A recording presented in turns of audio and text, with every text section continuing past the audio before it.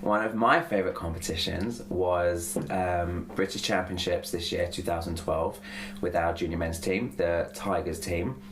And the reason that was a favourite competition was because they'd worked so hard and they were putting their hands up in the air and saying, yeah, we'd like to be considered for maybe representing at Europeans, and they didn't get that. They got close with the trial and everything, but the competition, they really pulled together and they took it really seriously.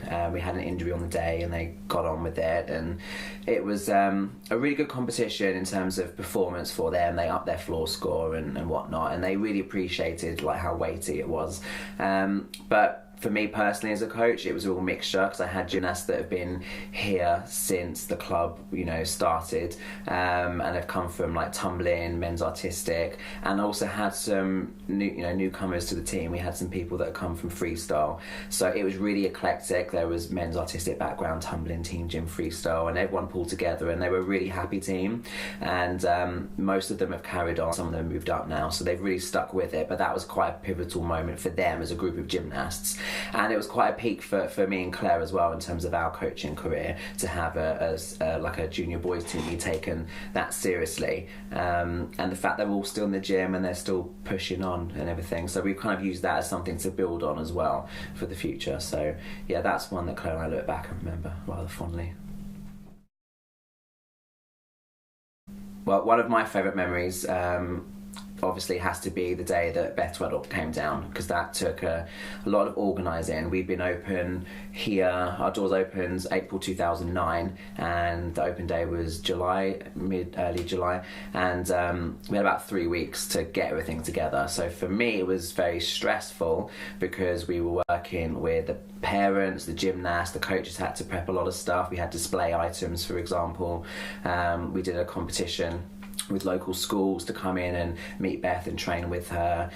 We did a designer leotard competition where the kids were designing leotards. Beth would pick her favourite ones, and then we'd have them actually physically made, and just organising her coming down and everything. So it was a lot of work, and trying to get media in as well. It all came together last minute with getting 2 news stations down, but it did all come together. So that day was really magical. She was absolutely fantastic. She really gave herself to the club for the day. She spent time with everybody. She even spent time with the coaching team, having dinner with us the night before. But she was very happy to speak to the TV crews, the newspaper, to everyone there. We had her on the microphone, we had her in the audience, she was doing photos and signing for everybody.